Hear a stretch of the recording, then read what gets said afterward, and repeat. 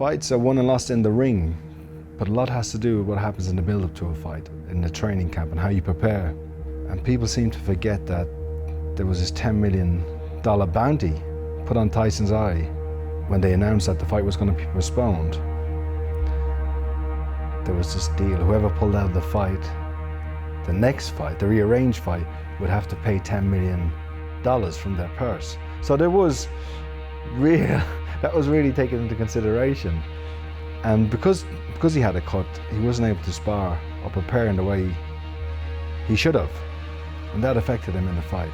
Going into fights with cuts, it's nothing, you're trying to fool yourself. You're trying to convince yourself it's not a weakness, but it's there. It's there. Somewhere in your subconscious, you know that one punch could change this, one punch could end this. So you're always conscious of that vulnerability.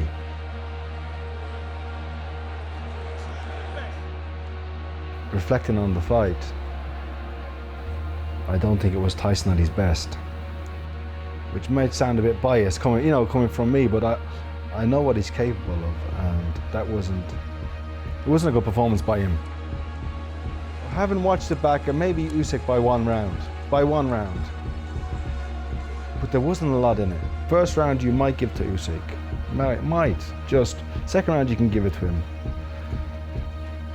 With 3, 4, 5, 6, they're all Tyson's rounds. 7, close, 8, you're talking about the difference between one punch. And Tyson was quite comfortable up on that stage. Because he becomes so comfortable, and due to the lack of sparring, where you build up where you condition your concentration, comes off the ropes, and he's just a simple just a momentary lapse, and he starts throwing this silly combination, and then he gets caught. And it changes the fight, changes the momentum.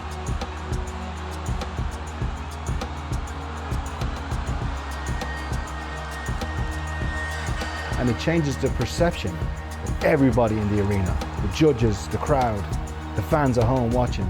That's all people remember. That's the only highlight that's getting shown around and around the world since that fight's happened.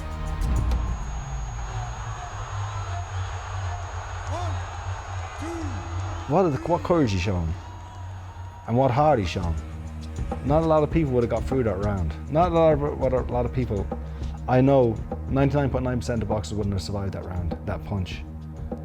And he did. And arguably won 2 of the next rounds. I think he won round 12. Round 11 was quite close. Round 10 was close as well.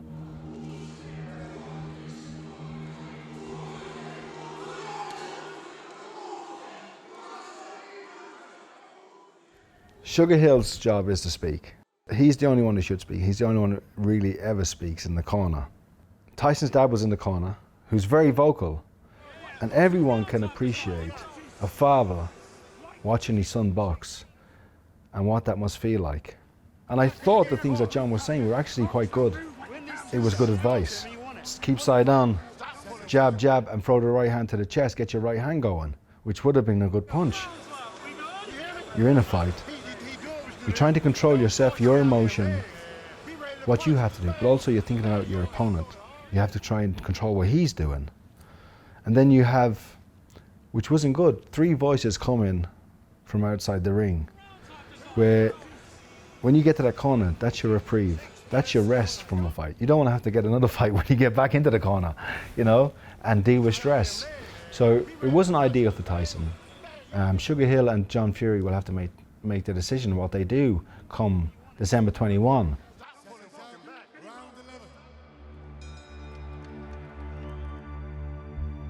There's a lot to deal with emotionally for a fighter when he suffers his first loss. It plays over and over in your mind. Every night you go to sleep, you close your eyes and you think about what I could have done differently. Tyson, to me, speaking to him, I think privately he's having those thoughts. I don't know, I could be wrong, but he's quite pragmatic about it. Speaking to him, he says, Andy, it was a close fight. I gave it a good go. I wasn't fit. I had a bounty on my eye. Couldn't train properly. Come the rematch, I'm going to be 50% better. I'll have full camp and I'll destroy him. To win the rematch, Tyson will have to be fitter, which he will be. have better conditioning, which he will have. Technically, Tyson cannot spend time on the ropes. When he got into trouble in the fight, it was when his back was to the ropes. Tried to hold the center. A fitter Tyson will be able to take his moments and then stay there and continue to engage and sustain the attacks because he'll be fitter and more conditioned. There are certain punches Tyson has to throw to win the fight. The body shots were very effective against Usyk. He went around the side to the lot.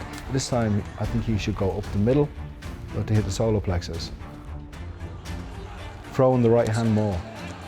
Everyone says throw the right hand against the southpaw. Now, I'm a southpaw myself, and I don't go for that convention, but in this instinct, because Tyson is a taller fighter with a longer reach, it will work. Keys to victory for Tyson in the rematch are to be fitter, stronger, and very important, to be heavier. He was under 19 stone for that fight, and that was his plan, to be lighter. But Tyson's always been his best when he's been about 19, 12 stone. I think he'll be heavier in the rematch. He'll be more dominant in the rematch. He'll look to impose his size a lot more in the rematch. And as I said, very hard to go into a fight, the first one, with a cut on your eye, not had any sparring, and go in there with the best fighter in the world, Usyk. People all over Britain, Ireland, and America, all over the world know Tyson Fury. He's crossed over into the mainstream. He's got an unbelievable story from his life inside and outside of boxing.